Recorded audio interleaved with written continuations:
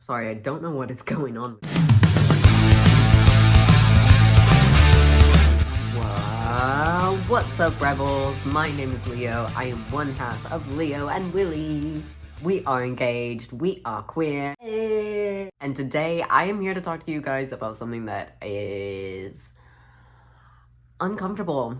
I am here to talk to you guys about something that I honestly never would have guessed that I would be making a video about on the internet for the whole public interwebs. But here I am. So let's talk about periods. Can you tell I have feelings about this one? No, but all jokes aside, today I'm going to be talking about periods, menstruation, the red time of the month, Shark Week, the Red Sea, that time of the month. We're going to talk about it. So the other day, I was having a rough day. I wasn't really feeling great. I was really sluggish. I had a headache. I had some aches and pains, and my stomach was hurting, and I was like, I just feel like shit. I was honestly just like, I feel horrible today. What is going on? And then I got home from work, I was hanging out, and I got a little knock, knock, knock from a metaphorical door from Miss Lady Red. I got my period. I was not happy about it. I don't love it, but I thought this would be something that might be beneficial for me to talk about here on this channel. Talk about the experience of what it's like to be a trans guy who still experiences menstruation from time to time, and just how I feel during that time. So some quick disclaimers before I get into this. I'm obviously talking about my own personal experience. It is not the same for every trans person, every trans guy, every person who is on testosterone. You may have your own experience with your cycle.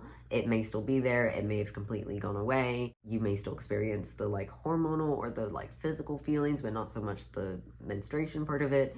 There could be a plethora of things that you experience that are going to be different than my experience. Or you may actually relate to everything that I say in this video. So regardless, let's just get into it, shall we? So for me, I don't really get a regular cycle at all anymore. I don't really menstruate often in any sense. I don't really have a schedule like that. It is practically gone in the sense of I don't have anything that happens month to month. However, there are times where it comes back for a random time. Now, I haven't been able to confirm this, but I believe this has something to do with hormonal changes and level imbalances. You know, bodies fluctuate, and there could be just some unknown reason why maybe in one particular moment I'm just a bit more imbalanced hormonally, and maybe that is reasoning for why this might come up. Or it could just be the way that my body is. So for me, it isn't really a regular thing. It's something that kind of just creeps up every now and then, but very, very irregular, very unexpected every time. It's also something that isn't a very long-term thing for me personally. If my menstrual cycle comes back, it's only something that comes in for a few days. The reason why I'm here making this video is because I actually recently had it come back, just for literally 24 hours. It was really bizarre. By the time that I hit the next day, it was pretty much gone, aside from a tiny bit of spotting, but it's it was really light to begin with as well. So it thankfully wasn't something that was a major issue, because it does cause dysphoria, and I imagine if it was more of a long-term thing, if it lasted longer, it would definitely have an effect on me more than it does. Sorry, I don't know what is going on with my throat today. I don't know if I'm catching a cold. The weather has been crazy. It was cold, it was snowing, and then it's hot, and then it's aircon and heat and cold, and I'm just I don't know. Something that I do experience though, even if I don't get a lot of bleeding, is hormonal changes and physical body changes, feelings and pains. I will get cramps, I will get headaches, I will feel really fatigued, really low energy. very, very sleepy. I will like have issues with like standing too long or being a bit too active and not eating enough or something like that. You know what? I hate it here because the day before I had the spotting issue, I had like cramps. I was so tired at work. I was like, I feel dizzy. I don't feel great. I feel kind of sick. I'm really hungry, but also nothing sounds appetizing at all. I don't know what's going on with my body. I feel horrible. I was so upset, y'all. Like, I was like, maybe I'm coming down with something. Maybe I'm like getting sick. Oh no. I was like, oh no, what if I have to take a sick day? But no, it was just a shark coming along to say hello. So then I went home that day, and of course, that's when I discovered what was going on, and I was relieved that I wasn't sick. I will say that. But of course, I did feel a bit of disappointment, or not disappointment, I don't think that's the right word, but like disheartened by just like having to experience that for the first time in a while. You know, it's not really fun. It's not something that I enjoy, and it does cause me, I'm sorry, I have a fuzzy on my lip.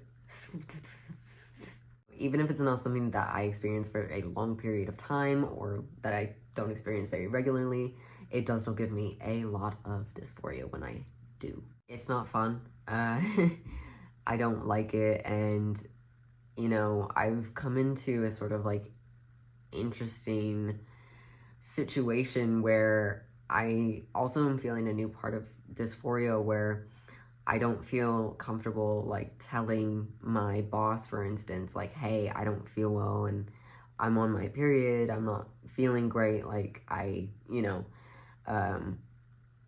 I'm not doing too hot, because I'm not unwell, but I'm not feeling good, and there's a reason for that. And I used to be able to say that, and now that I'm more mask presenting and people recognize me as a guy, it's something that like I don't really talk about anymore with people, with women specifically, because I never really talked about it with other guys, but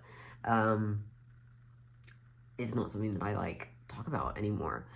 And so when the topic comes up, it feels very different, and I don't really know how to approach it, because the reality is, while many of us do understand that periods aren't something that only women experience, only cis women experience, the wider world might not have that understanding yet, you know what I mean? So that causes a bit of an issue, a bit of a like fork in the road kind of thing, or a blockage, where I kind of have to be like, okay, do I say this and like bring this up because it's my experience and I've always been able to communicate this way and it would like give some clarity to the situation, or do I just say I don't feel good and make up something about food poisoning or something like that? Because, you know, I also like get in my head a lot. I have anxiety, and I overthink. So I don't feel like I can just say like I'm not feeling well. I feel like I need to have some sort of a reasoning, because I don't want to come across as if I'm like not telling the truth. But yeah, so that's just like my own thing. But I don't know, it's such a weird thing. It's such an awkward thing. And I wish it wasn't that way, you know? I wish that like we were in a world where we could just talk about periods and like have no issue and have them not be like a gendered thing. But unfortunately, they are a thing that is still very much in Trump's America, something that is associated with women. You know, I'm not necessarily stealth at work. I don't really like talk about being trans, but I also don't avoid the topic, if that makes sense. Like, I have coworkers who I've told that I'm on YouTube, and I've told them our YouTube channel, so they have been able to then go and look at it and see exactly what I talk about here, which is majority trans and LGBT general stuff. In that sense, like, I don't really feel like I've ever hidden it at my job, but I've never come out to my coworkers at all. And that's just because I don't really feel the need to. I mean, I feel like if I get to know my coworkers on a more like personal level, like we've become friends, then maybe like I'll bring that up. But when I'm just working with somebody, I'm not really like interested in doing all of that just because it doesn't seem very necessary for like doing our job. Thankfully, I'm in a position where I do pass, it seems, to people, or not fully, but they just kind of accept it. When I first applied for my job, and I'm talking about my second job, by the way, I have two jobs, and my second job is the one that, like, I got second, so it's a more recent one. When I started there, I talked to the manager, the hiring manager, and explained, like, hey, I'm trans, that's why there is a name on my application that doesn't match the name that I go by. Here's the situation, you know, blah, blah, blah.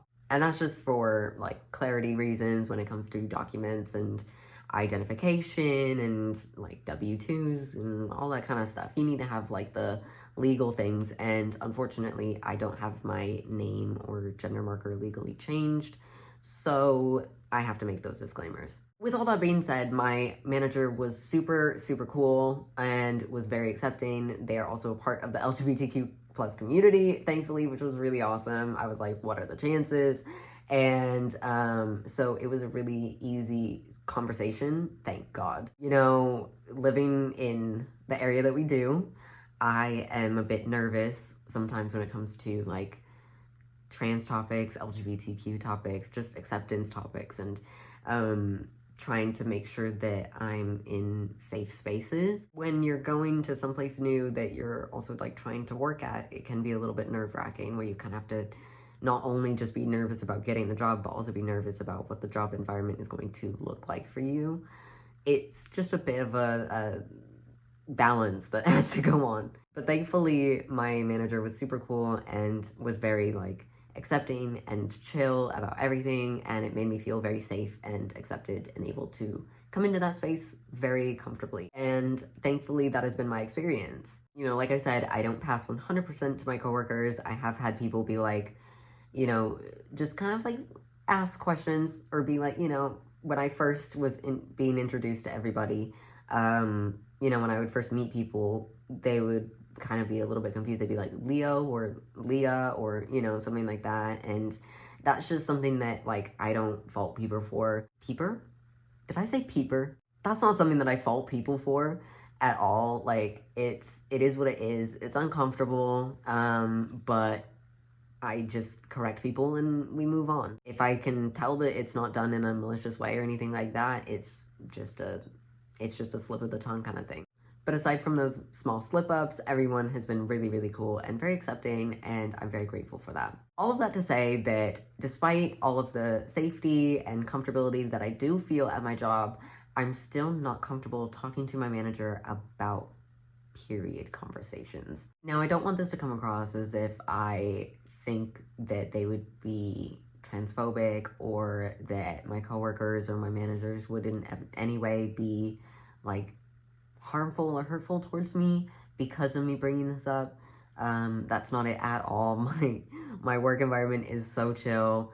They're so friendly and so LGBTQ plus friendly specifically, so we're all good on that front. It's just that I don't feel the most comfortable talking about it, and I think that has more to do with me than anyone else. It's just something to do with my own dysphoria around the topic. Doing this video is actually very much out of my comfort zone because talking about periods is something that I've always kind of been uncomfortable about, and I think it just has to do with my dysphoria. But why do I feel this way? It's because we don't talk enough about the fact that men can have periods, that trans guys might have periods, and that's okay, and that's normal, and it's not this big taboo thing. So in this video, we are just trying to both learn, all of us together, that it is not something to be stigmatized, and it is not something that we need to be so boxed in about and feel so uncomfortable to talk about. The reality is, many trans men still menstruate, and have regular cycles. There are trans non-binary people who still experience periods. There are trans people who haven't taken hormones that may still experience their natural cycle. There are so many different ways that someone can be a person who menstruates, and I know that people might have their own thoughts about that kind of language, but it's just a more inclusive way to shed light on all of those individuals. The reality is, I am not a woman, but I am someone who has experienced menstruation. So when I have conversations about the topic, I want to be inclusive to myself and also my peers. I think it's a common misconception that every single trans man will stop having a period when they are on testosterone. It wasn't until I really started to research more about testosterone that I learned that you could menstruate while on T. I didn't really know too much about the process in general until I started to be more educated on it. So I didn't really understand that that was something that could still happen for people. That being said, the reason why I say it can happen is because it can be different for everybody. Everybody is different and every body is different. While some people on T may experience no periods after their first year or less on T, others might still experience their natural cycles well into their decades-long journey on testosterone. And that's why I can only speak to my experience, and I can't really give anyone a clear example of what it will be like for them. But regardless, if you are someone who is on T, if you are trans masculine, trans guy, if you are trans non-binary, and you experience periods or you experience something related to your menstrual cycle and it gives you dysphoria, I am here to just say, you're doing great. I'm really sorry that that's something that you're experiencing, but we're gonna get through it together, all right? So to make this video a little bit fun, let's go through what you need to get through your menstruation. I don't know if that is like a really cringe thing to say or if it's a fun thing to say. I don't know. Leave it in the comments. Do you like that term or do you hate it? I'm not even sure how I feel about that term, so maybe your guys' comments will help me decide. All right. Menstruation tip number 1. Use any sort of pain reliever that works for you. If you experience cramps and backaches, headaches, muscle pains, pain reliever is gonna be your best friend. It's gonna help you get through the day and it's gonna help you unwind and relax and not feel so tense. Me personally, I just use your standard over-the-counter pain reliever. Others may like to use things such as heat or cold therapy, essential oils, topical creams, and so on. Do whatever works best for your body. Menstruation tip number 2. Allow yourself to eat junk food. I know you might have your own gym routine, you might be on a specific diet, all that kind of stuff, but hear me out. Chocolate. No, but for real, just let your body have what it wants and needs in this time. You're going through a lot, your body is going through a lot, and the best thing that you can do is just try to give yourself little pleasures that help you get through that. Obviously, you want to stay healthy during that time, so I'm not saying to do anything in excess or to go way beyond your limits, but just be a little bit kind to yourself and recognize that if you're having certain cravings and stuff, it's not the end of the world, you're not going crazy, and it's also not the worst thing to just have a little snack. Me, boy, I love chocolate. I will have chocolate milk, I will have chocolate ice cream, I will have chocolate ice cream with chocolate syrup and chocolate sprinkles. I love chocolate. And let me tell you, when the hormones are going, I need more of it. Menstruation tip number 3. My neighbors can definitely hear that. If you are someone who is feeling a lot of dysphoria from your menstrual cycle, if you're really struggling with this, I really encourage you to please, please, please find people to talk to. Whether that is a close friend or a family member or someone that is online or a community such as our Discord, you can find that in the link below. There are Reddit pages, there are group chats, there are so many places where you can find community. If you are struggling, I guarantee you there's someone out there who will listen to you, who will talk to you, who will give you advice.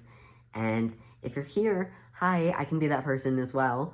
But if you have anybody in your life that you can go to and talk to, that is going to be great for you. I personally will go to my partner if I'm feeling a bit dysphoric. Sometimes I don't mention it because, like, this recent time, it was such a thing where it actually felt so like nonchalant. It was like annoying at best, but there was other things going on in my day and it kind of slipped my mind, and I wasn't mad about that.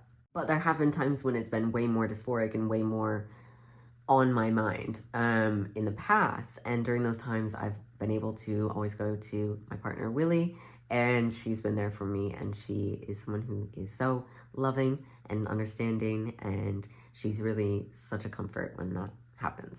So yeah, I encourage you guys to please find your comfort person, whether that is someone who you speak to in person or digitally, whether that's someone you know in real life or online.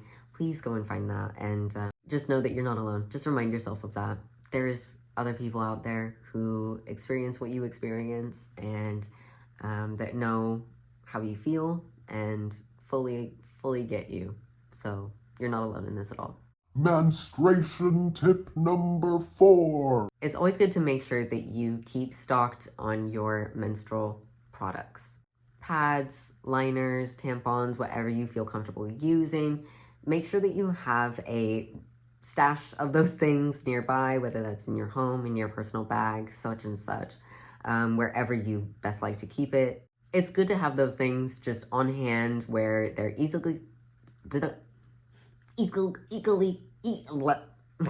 error. All I'm saying is, if Miss Flo wants to come and play, you want to stay ready, all right? So make sure that you keep that on hand. That's something that I personally have definitely had to learn, because I experience it so irregularly that it's not something that I'm reminded of very frequently. So I don't really remember to make sure that I stock up on those things. And then sometimes if it pops up, I'm like, oh, toilet paper? And that's just not fun. So it's always good to have a little bit of a stash on hand of whatever you like to use. Menstruation tip number 5. My last tip for you guys is to do things that help you feel more euphoric. In times when you're feeling really dysphoric in your body, it's good to amplify things that help you relieve that dysphoria. Whether that's getting a fresh haircut or not shaving for a few days and letting that stash grow out, you know what I mean? Wearing your favorite cologne or dressing more stereotypically masculine. It might be something that helps you to feel more secure in your identity and just feel more grounded in who you are. All right, you guys, so those are my tips. I hope that if you are experiencing your period and you don't want to be, this video was a bit helpful. And if you didn't know, men can menstruate. It's in the name, right? Menstruation. It's something that we need to be a little bit less taboo about, and we need to just have more open conversations so that we can all feel a little bit more comfortable to be ourselves. All right, you guys, I don't want to ramble too much. I love you guys. Thank you so much for watching, and comment down below if you hate the term menstruation or if you love it, or if you're on the fence like I am. Let me know in the comments down below. Also, if you want a community to talk about anything trans related or queer related or anything not LGBT related and just life related, you can go ahead and join our Discord. The link is going to be down in the description below. All right, you guys, that's all I have for you today. Remember to drink water, eat your roots, and I will see you in the next one very soon. Mwah. Goodbye.